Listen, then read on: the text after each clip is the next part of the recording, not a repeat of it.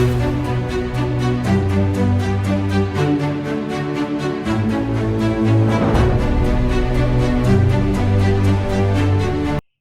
Dear students, आज हम start करने वाले हैं स्टैट्स के अंदर चैप्टर नंबर 4 जिसका नाम है टाइम सीरीज। अभी नाम से को पता चल रहा है कि ये जो चैप्टर है किससे कनेक्टेड है, टाइम के साथ कनेक्टेड है। जो भी वैल्यूज दिए, डेटास की वैल्यूज दिए, वो किससे कनेक्ट करेंगी, टाइम से कलेक्ट करेगी। तो अभी आगे बढ़े उससे पहले जान लेते हैं कि इस चैप्टर की मार्क्स का वेटेज क्या है। इस चैप्टर का मार्क्स का वेटेज भी 12 मार्क्स का है, जैसे प्रीवियस चैप्टर्स थे हमारे। मैंने आपको पहले ही बताया हुआ है, जो सेक्शन 1 है, सेक्शन पार्ट ए है स्टैट्स के अंदर, उसके सब चैप्टर्स है, वो कितने मार्क्स की वेटेज है, 12 मार्क्स का वेटेज है। उसमें इस तरीके से क्वेश्चंस पूछे जाते हैं। सेक्शन ए यानी एमसीक्यू में से 1 मार्क पूछा जाता है।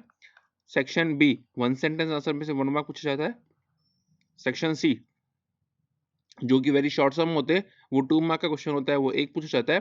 सेक्शन डी शॉर्ट समस होते हैं, 3 मार्क के होते हैं, जिसके अंदर एक सम पूछा जाता है। And last section F 46 number question आता है, उसके अंदर 5 मार्क का सम आता है। टोटल इस तरीके से 12 मार्क्स का चैप्टर का क्या है, वेटेज है। अभी what is the meaning of time series? Time series का मतलब क्या? Time series data is the data which is gathered, means collected on a given characteristics over a period of time at a regular interval. अभी time series का मतलब क्या है? जो time series एक ऐसा डेटा है जो हम कलेक्ट करते हैं अलग अलग कैरेक्टरिस्टिक्स को लेके, जैसे कि पॉपुलेशन हुआ, प्रोडक्शन हुआ, सेल्स हुआ, इस अलग अलग कैरेक्टरिस्टिक्स को लेके, पर किस के दौरान, एक रेगुलर टाइम के दौरान, एक पर्टिकुलर ईयर्स के दौरान, कि भाई इस साल का इतना डेटा हुआ, इस साल का इतना सेल हुआ, इस साल का इतना परचेज हुआ, इस साल का इतना सेल हुआ। तो ये चीजें एक कैरेक्टरिस्टिक फिक्स कर दिया कि मुझे परचेज का निकालना है तो परचेज का, प्रोडक्शन का निकालना है तो प्रोडक्शन का, सेल का निकालना है तो सेल का। तो एक पर्टिकुलर कैरेक्टरिस्टिक्स ले लिया कि कौन से टर्म्स के अंदर निकालना है, पर वो फिर किसके टर्म में कैलकुलेट होगा, इन over a period of time, particular times को लेके, इस साल में इतना, इस साल में इतना, इस साल में इतना, और रेगुलर इंटरवल यानी कंटिन्यूस में। तो इसको क्या बोला जाता है, टाइम सीरीज। इसको क्या बोला जाता है, टाइम सीरीज। अभी टाइम सीरीज का मतलब काम कहाँ आता है, उसके एप्लीकेशंस क्या है, कहाँ कहाँ पे टाइम सीरीज काम आता है। सबसे पहला इसका एप्लीकेशन क्या है, it is useful for to study the past behaviour of the variable. इसका जो पास्ट वेरिएबल है, यानी जो पहले आज तक जो चीजें हो गई है, उसके बारे में जानने के लिए, उसका बिहेवियर जानने के लिए कि उसका बिहेवियर कैसा है।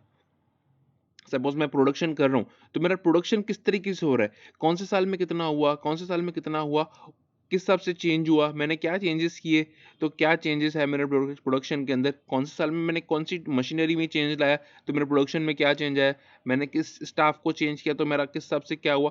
तो ये मुझे क्या बताता है, पास्ट बिहेवियर बताता है हमारे वेरिएबल का, जिसके बारे में हमको वर्क करना है। तो पास्ट के बारे में बताता है एक तो। फिर it is useful for forecasting, it is useful for forecasting the future variable।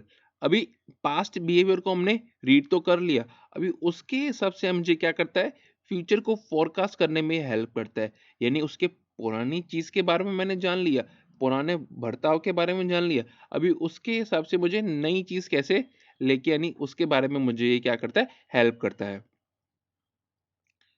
From this we can understand that time series is a very important tool to study the past behaviour and to predict the future. इससे हमको ये पता चलता है जो time series है वो बहुत एक इंपॉर्टेंट टूल है, जिसको बिजनेस एनालिसिस यूज करते हैं बहुत सारे। किस चीज के लिए, भाई पास्ट बिहेवियर जानने के लिए किसी भी वेरिएबल का, और उसके हिसाब से उसका फ्यूचर को क्या कर सके, वो लोग प्रेडिक्ट कर सके। तो ये दो इंपॉर्टेंट एप्लीकेशन है। तो ये दो इंपॉर्टेंट एप्लीकेशन है किसके, टाइम सीरीज के। ऑब्जेक्टिव ऑफ टाइम सीरीज के ऑब्जेक्टिव्स क्या है, it's main objective is to understand and interrupt the changes in the past so that to make the reliable future predictions. अभी इसका जो मेन ऑब्जेक्टिव वो क्या है, कि पास्ट को प्रॉपर तरीके से जाने और उसके हिसाब से प्रॉपर तरीके से हम रिलायबल फ्यूचर को प्रिडिक्ट कर सके। एक्चुअली जो फ्यूचर है वो प्रिडिक्टेबल तो है नहीं, उसको हम प्रॉपर तरीके से एग्जैक्ट तो प्रिडिक्ट नहीं कर पाएंगे, पर नियर बाय वैल्यूज हम क्या कर सकते हैं, प्रिडिक्ट कर सकते हैं, यानी रिलायबल फ्यूचर को प्रिडिक्ट कर पाएंगे। भाई जो हम प्रिडिक्ट करेंगे पास्ट को लेके, वो थोड़ा नियर बाय रहेगा, एग्जैक्ट तो हम कभी नहीं कर पाएंगे। एग्जैक्ट प्रेडिक्शन तो हम कभी नहीं कर पाएंगे, पर उसके हिसाब से हम थोड़ा तो उसके नियर बाय वैल्यूज तक तो जा सकते हैं। इसके लिए जो उसका मेन ऑब्जेक्टिव क्या है भाई, पास्ट को रीड करो अच्छी तरह से, और उसके हिसाब से उसके बेस पे हम रिलायबल फ्यूचर को क्या कर सकें, प्रिडिक्ट कर सकें। Every business use this application of time series to see the trend which is going on. हर बिजनेस एनालिस्ट बिजनेसमैन क्या करते हैं, टाइम सीरीज का यूज करते हैं कि जानने के लिए भी आज अभी किस तरीके का ट्रेंड चल रहा है, क्योंकि trend is an important thing. बराबर, आज कौन सी चीज मार्केट में चल रही है, क्या वैल्यूज चल रही है, किस तरीके से चल रही है, आज तो हमको पहले वो जानना होता है। आज कोई भी बिजनेसमैन या कोई भी कंपनी किसी भी प्रोडक्ट को लॉन्च करेगी, प्रोडक्ट का मैन्युफैक्चरिंग करेगी, वो क्या देख के करेगी भाई, आज के टाइम पे कौन सी चीज का ट्रेंड चल रहा है, मार्केट में क्या चीज चल रही, तो उसके हिसाब से प्रोडक्शन करेगी ना। मार्केट में चीज कुछ डिफरेंट चल रही है and कुछ डिफरेंट चीज प्रोडक्शन हो तो समझ में आएगा नहीं।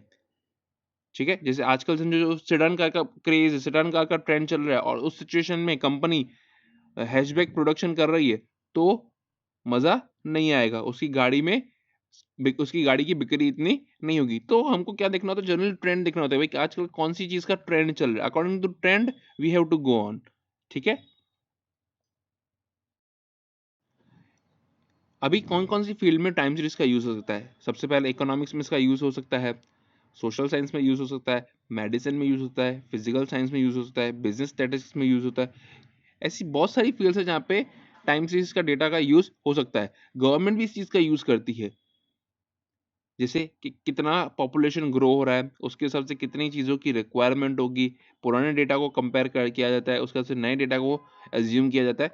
तो हर फील्ड में आजकल टाइम सीरीज का यूज हो रहा है, सब चीज को टाइम्स के हिसाब से कैलकुलेट किया जाता है, उसके हिसाब से प्रॉपर एस्टिमेशन निकाला जाता है कि इस साल इतनी पॉपुलेशन थी तो हमको इतने अनाज की जरूरत पड़ी थी, इस साल इतनी पॉपुलेशन थी तो हमको इतने अनाज की जरूरत पड़ी थी, इस साल हमारा ये था तो ये जरूरत पड़ी। तो इस सबसे हर फील्ड में आजकल टाइम सीरीज का यूज हो रहा है, तो it is an very important tool for the business man. ठीक है स्टूडेंट्स, अभी एग्जाम्पल ले लें कि टाइम सीरीज एक्चुअली है क्या। देखिए, अभी सपोज मैं कोई भी एक कमोडिटी ले रहा हूँ, उसकी सेल के ले लेता हूँ और अलग अलग साल में उसकी सेल लेता हूँ। जैसे आप देख रहे हैं, मैंने क्या लिया है, 2013, 14, 15, 16, 17, 18, 19, 20, 21, मैंने इतने साल ले लिए हैं, और उसके सामने उसकी सेल ऑफ कमोडिटी ले ली है कि उसके कितने प्रोडक्ट्स बिक रहे हैं, मैं 50,000 यूनिट्स बिक रहे हैं, 1 लाख यूनिट्स बिक रहे हैं, उस हिसाब से मैंने उसका ले लिया है। अभी देख रहे हैं 15 से 16 के बीच में इंक्रीज हुई है सेल, फिर 16 और 17 में जो इंक्रीज हुई है वो 15 16 से के मुकाबले क्या है, सेल कम है थोड़ी, 15 से 16 ज्यादा है, फिर 16 से 17 तक जा रहा है, हो इंक्रीज रहा है, पर उस मुकाबले उस स्पीड से इंक्रीज नहीं हो रहा है। तो इस सिचुएशन में कंपनी ने क्या किया होगा, इस सिचुएशन में कंपनी ने क्या किया, सेल इतनी इंक्रीज हुई, फिर यहाँ पे क्या हुआ, इंक्रीज तो हुई पर उस लेवल से उस स्पीड से इंक्रीज हुई, फिर उसको पहचाना कंपनी ने, तो भाई फिर से उसकी सेल क्या हुई, इंक्रीज हुई। फिर कुछ टर्म्स एंड पॉलिसीज में चेंज है तो फिर सेल क्या हुई, इंक्रीज हुई, पर उस रैपिड उस स्पीड से डेवलप नहीं हुई। फिर उसके बाद फिर से लास्ट में देखा जाएगा फिर से सेल इंक्रीज हो रही है। तो क्या है, ये कंपनी क्या करती है, एनालिसिस करती है। एनालिसिस करने में कंपनी को क्या आता है, काम आता है। अगर ये डेटा ही कंपनी के पास नहीं होगा तो कंपनी क्या एनालिसिस करेगी, किस चीज पे एनालिसिस करेगी। तो टाइम सीरीज हमको यही चीज दिखाता है भाई, कौन से पीरियड के दौरान हमने क्या ऐसा चेंज लाया था, तो हमारी किस चीज में क्या इंप्रूवमेंट आया था, क्या डिक्लाइन हुआ था।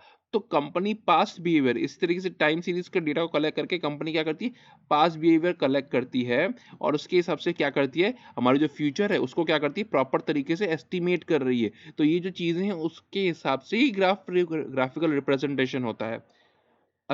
सीरीज है उस पर कौन कौन सी चीजें अफेक्ट करती है, तो सबसे फर्स्ट आता है लॉन्ग टर्म कंपोनेंट, जिसको हम ट्रेंड भी बोल सकते हैं। देन आता है सीजनल कंपोनेंट, नाम से पता चल रहा है भाई सीजनल के बेस पे होगा। देन आफ्टर साइक्लिकल कंपोनेंट, भाई साइकिल चल रही है कोई। देन आफ्टर रैंडम और इरेगुलर कंपोनेंट, यानी कभी भी कुछ भी हो सकता है।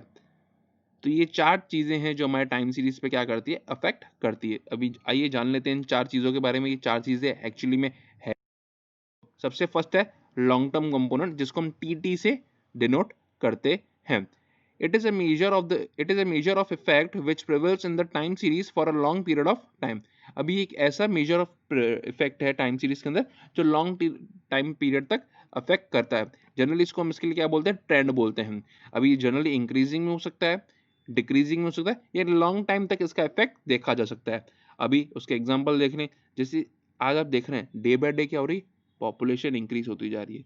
तो जैसे ही पॉपुलेशन इंक्रीज होती जा रही है, उसकी ऑटोमोबाइल सेल भी बढ़ती जा रही है, गाड़ियां भी ज़्यादा बिक रही हैं।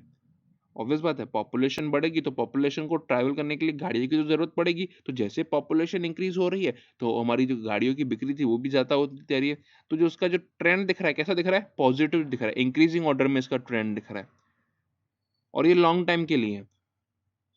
देन आफ्टर, डेथ रेट, जैसे जैसे टेक्नोलॉजी इंक्रीज होती जा रही है, मेडिकल साइंस ने तरक्की करती जा रही है, अलग अलग टूल्स टेक्नोलॉजी आते जा रहे हैं, तो हमारी जो डेथ रेट है वो क्या होती जा रही है, कम होती जा रही है। जो लोग मर रहे थे पहले के मुकाबले, अभी वो क्या हो रहा है, कम मरते जा रहे हैं। तो कैसा ट्रेंड दिख रहा है, डिक्रीजिंग ट्रेंड दिख रहा है। तो ये जो लॉन्ग टर्म कंपोनेंट है, उसको हम ट्रेंड भी बोल सकते हैं।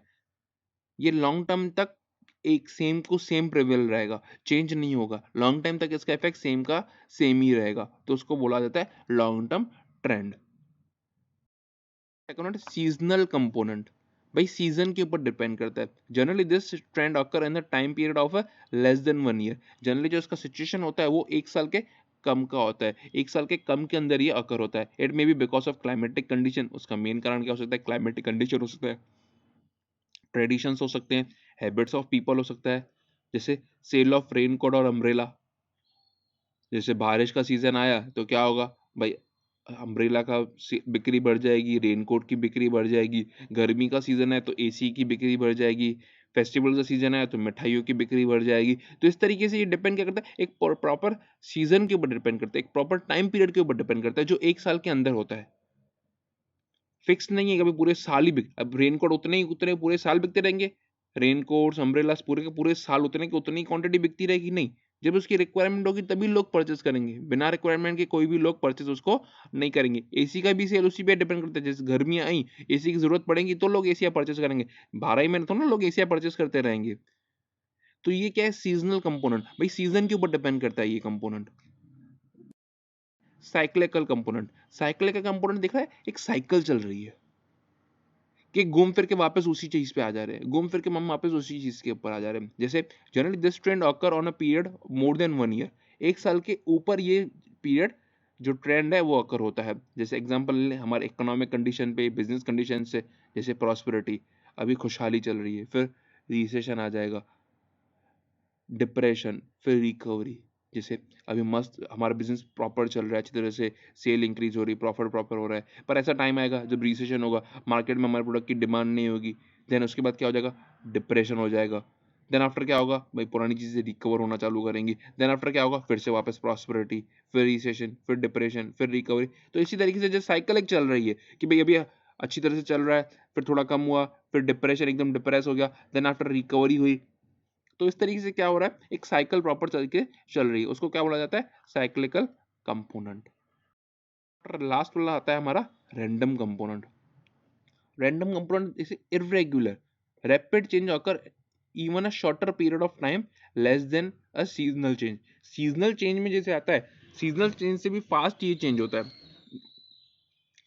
उसको हम प्रिडिक्ट नहीं कर पाएंगे, उसके फैक्टर्स को हम प्रिडिक्ट नहीं कर पाएंगे, क्योंकि उसके फैक्टर्स से हमको पता ही नहीं क्या फैक्टर्स है उसके, तो उसको प्रिडिक्ट करना आसान नहीं है। जैसे भी देख रहे हैं टेम्परेचर गन की जो सेल, जैसे कोविड-19 आना चालू हुआ, तो जो आज हम जहाँ पे भी जाते हैं, हमारा जहाँ पे भी जाते हैं टेम्परेचर मेजर किया जाता है, तो पहले भी ये चीज़ थी, पर पहले चीज़ इतनी बिकती थी, उसका प्राइसिंग उतना था नहीं। पर अभी कोविड-19 हुआ, कोरोना वायरस आया, तो उसके साथ देख रहे हैं उसकी टेम्परेचर की सेल कितनी बढ़ गई। फिर N95 मास्क, स्टार्टिंग में देख रहे थे 150 160 के आसपास वो मास्क बिक रहा था, अभी उसकी प्राइसिंग कितनी होगी, 50-55 के आसपास हो गई। तो ये चीज़ है जिसके ऊपर चेंज सडन आ जाएंगे, हमको पता भी नहीं चलेगा, सडन चेंजेस आ जाते हैं उसके अंदर, और ये फैक्टर्स हम उसको कैलकुलेट भी नहीं कर पाएंगे। तो ये हमारे एग्जाम्पल थे कंपोनेंट्स के। तो चार हमारे कंपोनेंट्स थे। फर्स्ट कौन सा था, लॉन्ग टर्म कंपोनेंट। सेकंड कौन सा था, सीजनल कंपोनेंट। थर्ड वन कौन सा था, cyclical component. And fourth one है रैंडम कंपोनेंट यानी इरेगुलर कंपोनेंट। अभी टाइम सीरीज को मेजर करने के लिए, एस्टिमेट करने के लिए, ट्रेंड्स को मेजर करने के लिए हमारे पास कितने मेथड है, तीन मेथड है। फर्स्ट वन है फ्री हैंड कर्व यानी जिसको बोलते हैं हम ग्राफिकल मेथड। सेकंड वन है लीस्ट स्क्वायर मेथड, जो आपने ऑलरेडी लीनियर इक्वेशन के अंदर सीखा हुआ है least square method. And last one है मूविंग एवरेज मेथड। अभी यहाँ देख रहे हैं आप क्या नाम है, मूविंग एवरेज, यानी एवरेज है वो मूव करती हुई जा रही है, डायरेक्ट चेंज नहीं ले रही है, क्या कर रही है, मूव कर रही है, एक एक कदम आगे बढ़ती हुई एवरेज ले रहा है। यानी पहला है 3 ईयर मूविंग एवरेज, फिर 4 year moving average, 5 year moving average. अभी मूविंग एवरेज होता क्या है, आइए उसका एक एग्जांपल देखते हैं। वेबसाइट है worldmeter.info, जिसमें हम जनरली क्या देख रहे हैं, कोविड-19 के अपडेट्स देखते रहते हैं, भाई किस कंट्री में कितना पेशेंट्स हुए, क्या हुए, तो उसके एग्जांपल देके आपको क्लियर करते हैं कि क्या है। जैसे आप देख रहे हैं, ये रिपोर्ट ली हुई, डेटा लिया हुआ है, कहाँ से लिया हुआ है, वर्ल्ड मीटर वेबसाइट से लिया हुआ है। उसमें क्या दिखा रहा है, daily new cases in India, India के अंदर कितने केसेस हैं। अभी आप देख रहे हैं ये जो ग्राफ प्रेजेंट हुआ है वो क्या, डेली केसेस का प्रेजेंट हुआ है, लास्ट 24 जून तक ये ग्राफ रिप्रेजेंटेशन दिखा रहा है। अभी यहाँ पे दिख रहा है 3 day moving average, 7 day moving average, ये भी क्या है, किस तरीके से, तो देखिए क्या है। जैसे 3 डेज मूविंग एवरेज पे हमने क्लिक किया, तो क्या ग्राफ दिख रहा है किस तरीके से रिप्रेजेंट हुआ, एक लाइंस ट्रेंड बन गया। भाई किस तरीके से ट्रेंड चल रहा है, तो भाई इंक्रीजिंग, पहले इंक्रीज हुआ, डिक्रीज हुआ, इंक्रीज हुआ, तो ये क्या करे, पहला जो डेटा था वो क्या बहुत फ्लक्चुएट था, बहुत नीचे ऊपर था, इसने क्या किया, थोड़ा उसको स्मूथ किया, 3 डे एवरेज में लिया तो उसने क्या किया, थोड़ा स्मूथ किया। देन 7 डे में ले लिया तो क्या डेटा और स्मूथ हो गया। तो जो मूविंग एवरेज होती है वो क्या करती है, हमारा जो डेटा है, हमारा ट्रेंड, उसको क्या करती है, स्मूथ करने का काम करती है, यानी एक प्रॉपर एवरेज लेके आती है, न उसकी बहुत ऊपर न बहुत नीचे, एक प्रॉपर उसका सेंटर पॉइंट लेके आती है। अभी जैसे आप देख रहे हैं, भाई ये चीज डेटा बहुत नीचे है, ये डेटा बहुत ऊपर है, तो ये जो लाइन है वो क्या आई, उसका सेंटर लेके आई, एक proper moving average, smooth average लेके आई। तो ये काम होता है। देख रहे हैं जैसे अभी 3 और 7 दोनों दिखा रहे हैं, तो ये डेटा क्या आ रहा है, 3 ईयर्स मूविंग एवरेज बहुत फ्लक्चुएट हो रहा है, जबकि उसके कंपेयर में देख रहे हैं 7 ईयर मूविंग एवरेज क्या हो रहा है, कम फ्लक्चुएट हो रहा है। तो इसके लिए हम मूविंग एवरेज का यूज करते हैं प्रॉपर ट्रेंड निकालने के लिए, कि प्रॉपर एवरेज निकाल सके, स्मूथ एवरेज निकाल सके। तो उम्मीद करता हूँ आज के जो ये लेक्चर था, कि टाइम सीरीज का इंट्रोडक्शन, कि टाइम सीरीज होता क्या है, हम कहाँ कहाँ पे यूज करते हैं, वो आपको अच्छे से समझ में आया होगा। नेक्स्ट लेक्चर से सम्स स्टार्ट करेंगे। जो पहला मेथड हम देखेंगे ग्राफिकल मेथड, उसके उससे ट्रेंड किस तरीके से फाइंड किया जाता है वो स्टार्ट करेंगे। तो आज के लिए इतना ही, नेक्स्ट लेक्चर में मिलते हैं फर्स्ट मेथड के साथ, how to find the trend with a graphical method. Thank you very much.